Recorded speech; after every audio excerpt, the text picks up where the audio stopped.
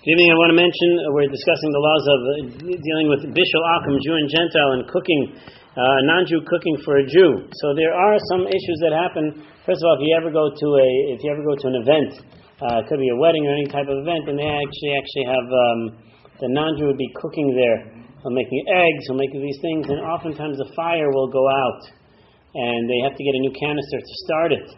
To start that fire again. So according to Ashkenazim, we're lenient that as long as it's still hot, as long as the grate is still hot, we consider the flame still continues on. For Sephardim, they would need to have another role associated with that. But that is a common occurrence that does have a lot of these events when it comes to flames that go out. There is an issue that you have, whether it's in your home, if you have a housekeeper, or another place you have that scenario that comes out, and that is a person places a pot of raw food on the flame, and then comes along a non-Jew and takes it off, and then puts it back on. Whether the same flame or another flame, is there a problem associated with that? So you actually have a dispute between the Bach, the Bayis Chodesh, and the Shach, Sifsei Kohen, that argue on this dispute as to what the reason why the person took it off, and who took it off, who put it back on. So just to give you just a slight rundown of the distinction over here, the Bach presents the idea that if the food was not fully cooked, and we're dealing with a scenario if it was not fully cooked, not fully cooked means it was not cooked at least 1/3. That's what we're assuming to be that category. So imagine whatever it is you're putting on the flame, rice, and at this point it's not a third cooked. At this point, if the non-Jew took it off, so he says over here, it's if the Jew took it off the flame and the non-Jew put it back on, then it's a problem.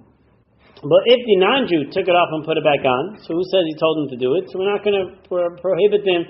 We're not going to prohibit the food. But he says if a Jew took it off the flame, and therefore a non-Jew then when put it back on, we would consider it to be that would be where the problem exists. But if the non-Jew did everything by his own will, we wouldn't consider that to be a bishul akum issue, and therefore it would be okay. The Shach, on the other hand, argues and says it really doesn't make a difference who took it on or off the flame.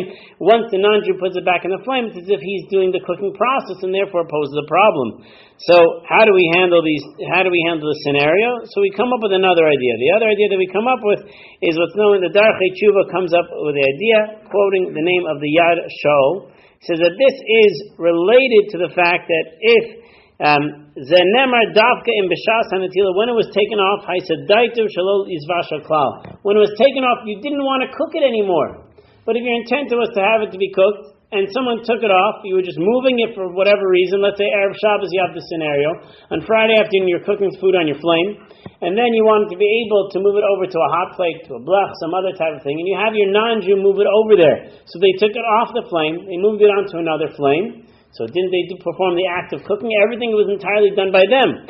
In that scenario, the Darchei Tshuva quotes that because the fact that it was done for the fact of cooking, you didn't want to take it off to not cook it, but rather your intent was to continue the cooking process, it would be okay in that scenario. So therefore the food would be considered okay. So if a Jew took it off with intent to not cook it, I don't want to cook it right now, comes along an non-Jew and puts it back on, then you do actually have a problem with bishul akum if it wasn't already fully cooked. But in your Friday scenario where it was pulled off, and then, in order for it to be moved on to another flame, then that scenario would be considered okay. There is an issue that we have when it comes to pilot lights. So oftentimes we say, if your oven has a pilot light, unfortunately nowadays, most ovens are not coming with pilot lights. They're coming with electronic ignitions. But if you did actually have a pilot light on, here's the one issue that a friend of mine presented. You oftentimes have a pilot light, but who was the one that lit that pilot light? Usually it's the gas company that lights the pilot light. The gas company came 2 years ago and lit your pilot light in your oven, and then you say, okay, I'm going to have my non-Jew light the stove over here. It's okay, there's a pilot light, but it was lit by a non-Jew the first time. So you really didn't gain anything, 2 years later when you're saying it's okay, I have a pilot light in my oven. So you just have to keep that in mind. If you do want to utilize a pilot light scenario, turn your flame off, turn your oven off, turn your gas off, turn it back on, and then you go light the pilot light, then you have less of an issue associated with that. So again, on Erev Shabbos, if pots are placed on a blech or hot plate, they're moved from one place to another, it would be considered okay. If a person did put their pots on a fire to cook, and they ask the non-Jew to stir the pots, which will obviously enhance the cooking, the food is permitted because we assume that the non-Jew did not take it off and start over again. So as long as you have taken part of the cooking process, if you're Ashkenaz, you lit the flame. If you're Sephardi, then even if the flame was lit, you had to put the food on the fire itself, then that's considered okay. Again, if it was moved from flame to flame before it's fully cooked, you want to make sure that they had intent, that you had intent that you wanted that food to cook. If you did not have intent, you took it off and they put it back on, that's when you run into an issue. Rabbi Klein made a question.